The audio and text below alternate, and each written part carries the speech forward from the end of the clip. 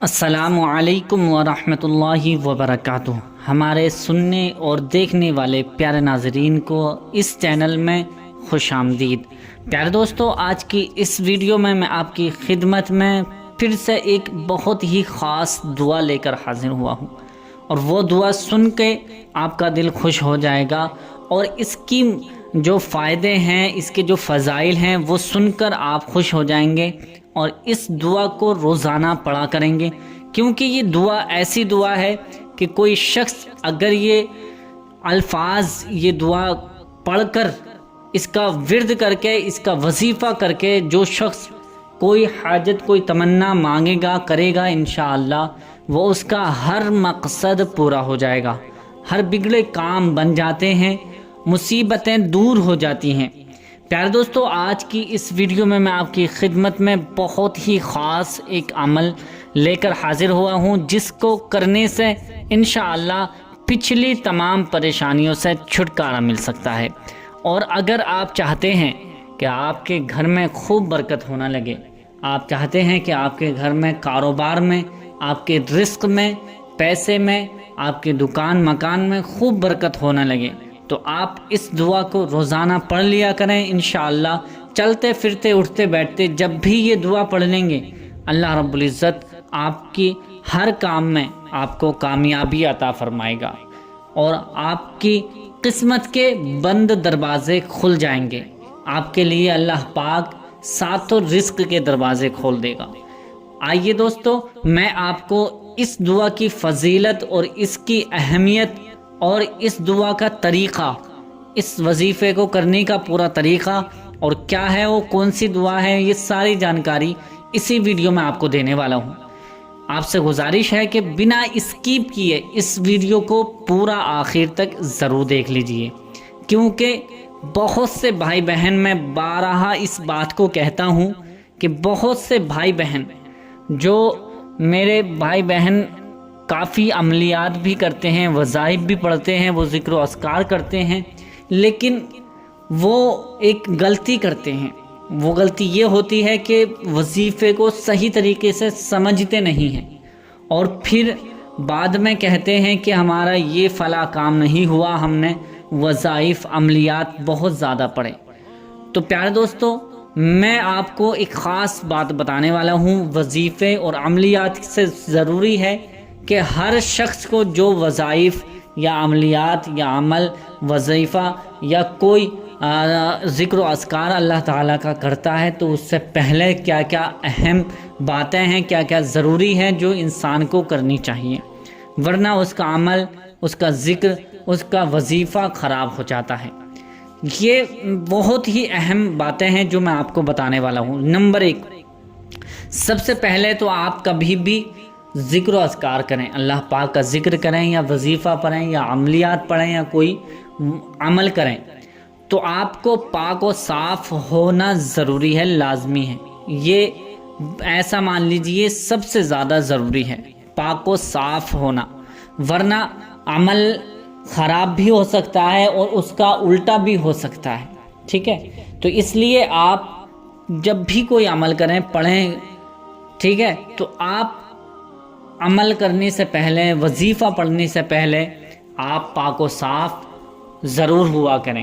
اگر پاک و صاف نہیں ہے تو آپ عمل، وظیفہ نہ کریں، اور اس سے پہلے آپ طہارت حاصل کریں، پاکی حاصل کریں، آپ غسل کر لیں، ٹھیک ہے؟ اس کے بعد پاک ہونے کے بعد ہی وظیفہ عمل کریں۔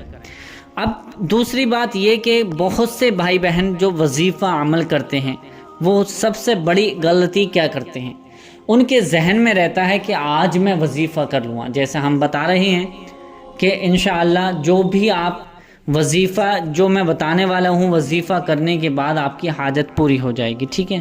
تو ذہن میں، میرے بھائی بہنوں کے ذہن میں یہ بات رہتی ہے کہ میں آج وظیفہ کر لوں گا یا کر لوں گی، تو آج ہی مجھے اس کا رزلٹ چاہیے، آج ہی مجھے اس کا رزلٹ مل جائے گا، اور ایک دن کرنے کے بعد وہ رزلٹ کے بارے میں سوچتے ہیں، اس کے فائدے کے بارے میں سوچتے ہیں، جبکہ وظیفہ، عمل، جب بھی کوئی ذکر و اذکار پڑھیں تو نیت کیا ہونی چاہیے کہ اللہ پاک ہم سے راضی ہو جائے، اس کے ذریعے سے ہم سے راضی ہو جائے، اور اللہ پاک سے جو ہم دعا مانگیں اللہ پاک اپنے حبیب صلی اللہ تعالی علیہ وسلم کے صدقے طفیل سے ہمیں وہ ہماری حاجت پوری ہو جائے گی۔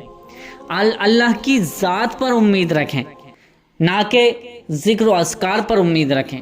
ذکر و اذکار یہ اللہ کے قریب کرتا ہے، بندے کو اللہ کا قرب حاصل ہوتا ہے ذکر و اذکار کر کے، اس کی عبادت کر کے، وظائف عملیات پڑھ کے اللہ کا قرب حاصل کرتے ہیں۔ اللہ پاک ان بندوں سے راضی ہوتا ہے جو اللہ پاک کا ذکر و اذکار کرتا ہے، عبادت کرتا ہے۔ تو یہ ذہن سے نکال دیجئے کہ آج ہی میں وظیفہ کروں گا یا کروں گی تو آج ہی مجھے اس کا رزلٹ مل جائے گا، یا آج ہی مجھے اس کا رزلٹ چاہیے۔ بہت سے آپ میرے میسیجز پڑھ کے دیکھیں آپ، اور بہت سے کالز، بہت سے میسیج ایسے آتے ہیں جو وہ کہتے ہیں کہ حضرت ہمیں اس سے فائدہ نہیں ہوا، ایک دن پڑھا لیکن ہمیں کوئی فائدہ حاصل نہیں ہوا۔ تو میرے بھائی میری بہنیں اس بات کو غور سے سن لیں کہ جب بھی کوئی ذکر و اذکار کریں تو اللہ کی رضا کے لیے کریں، اور اللہ پر یقین رکھیں، اللہ کی ذات پر یقین رکھیں، کیونکہ اللہ کے یہاں دیر ہے اندھیر نہیں ہے۔ جب بھی وہ عطا کرتا ہے نا تو چھپڑ پاڑ کر عطا کرتا ہے۔ بہت سے میں نے اپنی زندگی میں ایسے لوگوں کو دیکھا ہے جو بالکل کسی کام کے نہیں تھے، بہت غربت میں زندگی گزر رہی تھی، بالکل بیکار ہو چکے تھے، لیکن ان کا اللہ پر توکل دیکھیں، اللہ پر یقین، انہوں نے عبادتیں کریں، اللہ پاک سے دعائیں مانگی۔ یہ ایک دن میں نہیں ہوتا ہے، کوئی بھی کام لے لیجئے، ایک دن میں کوئی بھی کام نہیں ہوتا ہے۔ دھیرے دھیرے آپ اللہ کی طرف رجوع کریں، دھیرے دھیرے ذکر و اذکار کریں گے تو اللہ پاک آپ سے راضی ہو جائے گا۔ جب اللہ پاک، سمجھ لیجئے اللہ پاک اگر راضی ہو گیا تو آپ کی ہر حاجت پوری ہو جائے گی، ہر تمنا پوری ہو جائے گی، پھر آپ کو دعائیں مانگنے کی بھی ضرورت نہیں ہوگی۔ اللہ پاک اتنا عطا کرے گا، لیکن آپ کی نیت صاف ہونی چاہیے، نیت اچھی ہونی چاہیے۔ آپ سوچیں کہ اللہ پاک مجھے سب کچھ عطا فرمائے گا، لیکن میں اللہ کا قرب حاصل کر لوں، اللہ کے قریب ہو جاؤں۔ ذکر و اذکار کریں، ذکر و اذکار کرنے کے بعد دعائیں جو مانگیں گے انشاءاللہ پورا ضرور ہوگا، ٹھیک ہے؟ ہر حاجت آپ کی پوری ہوگی، ہر تمنا آپ کی پوری ہوگی، ہر مقصد آپ کا پورا ہوگا۔ تو پیارے دوستو، آج میں جو دعا آپ کو بتانے والا ہوں یہ دعا ایسی ہے کہ اگر کوئی شخص کتنی بھی بڑی پریشانی میں کیوں نہ ہوگا، اگر کوئی شخص کتنی بھی مصیبت میں کیوں نہ پڑا ہوگا، اگر کوئی شخص اس کا کاروبار نہیں چل رہا ہے، ٹھپ ہو گیا ہے، یا اگر کوئی میری بہن یا میرا بھائی کسی دعا کو لے کر بہت زیادہ گمبھیر ہے، بہت زیادہ پریشان ہے، وہ دعا قبول نہیں ہو رہی ہے، تو آج میں جو آپ کو وظیفہ دعا بتانے والا ہوں اس کے طریقے پر پڑھنا ہے، یعنی جو طریقہ میں بتانے والا ہوں اسی طریقے پر آپ کو پڑھنا ہے، کرنا ہے، انشاءاللہ آپ کا ہر مقصد پورا ہو جائے گا، بگڑے کام بن جائیں گے۔ تو اس کا جو دعا میں بتا رہا ہوں آپ صحیح طریقے سے ایک مرتبہ اس کا طریقہ سمجھ لیجئے۔ سب سے پہلے آپ کسی بھی نماز کو ادا کریں گے، مان لیجئے فجر کی نماز پڑھی ہے آپ نے، تو فجر کی نماز کے بعد یہ وظیفہ کر لیں تو بہتر ہے، اور ظہر کی نماز کے بعد بھی یہ وظیفہ کر سکتے ہیں، عصر کی نماز کے بعد بھی، مغرب کے بعد بھی، عشاء کے بعد بھی۔ اور اگر ان پانچوں ٹائم میں کسی مجبوری کے تحت، مجبوری کے بنا آپ کو ٹائم نہیں ملا ہے تو آپ سونے سے پہلے بستر پر یہ وظیفہ عمل کر لیں۔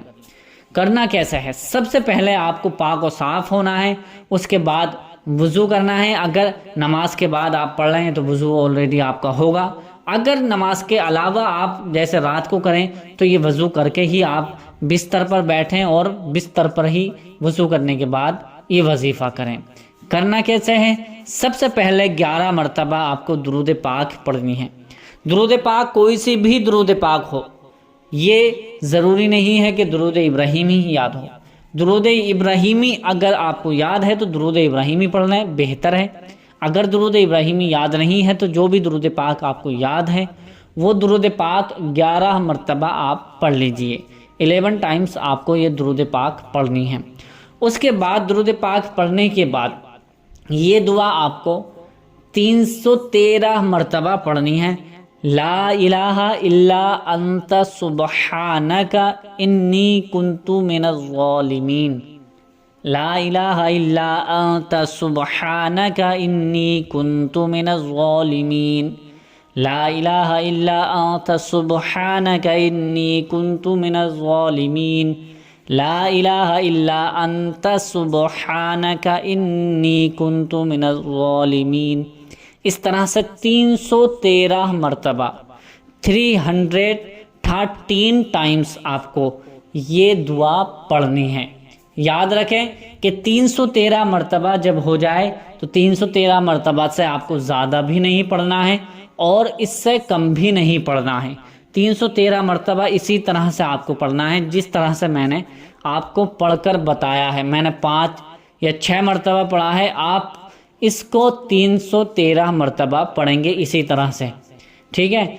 اگر آپ یہ وظیفہ کرتے وقت کسی سے بات چیت کر لیتے ہیں تو آپ کا وظیفہ ختم ہو جائے گا، ٹوٹ جائے گا، تو پھر آپ کو شروع سے وظیفہ کرنا ہوگا۔ اس لیے خاموشی کے ساتھ یہ وظیفہ کرنے کے درمیان، وظیفہ پڑھتے وقت، وظیفہ کرتے وقت، عمل پڑھتے وقت آپ کو کسی سے بات چیت نہیں کرنی ہے۔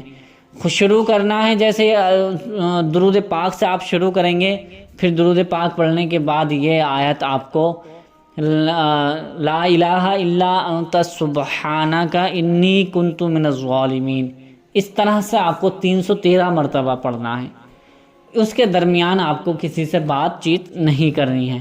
پھر اس کے بعد 11 مرتبہ آپ کو وہی درود پاک پڑھنی ہے جو آپ نے پہلے درود پاک پڑھی تھی، ٹھیک ہے۔ وہی درود پاک جو آپ نے 11 مرتبہ 11 ٹائمز آپ نے جو پہلے درود پاک پڑھی تھی، وہی درود پاک اب آخر میں بھی آپ کو پڑھنی ہے۔ درود پاک 11 مرتبہ پڑھنے کے بعد اپنے سینے پر دم کریں، یعنی اپنے اوپر دم کر لیں، اپنے اوپر پھونک لیں۔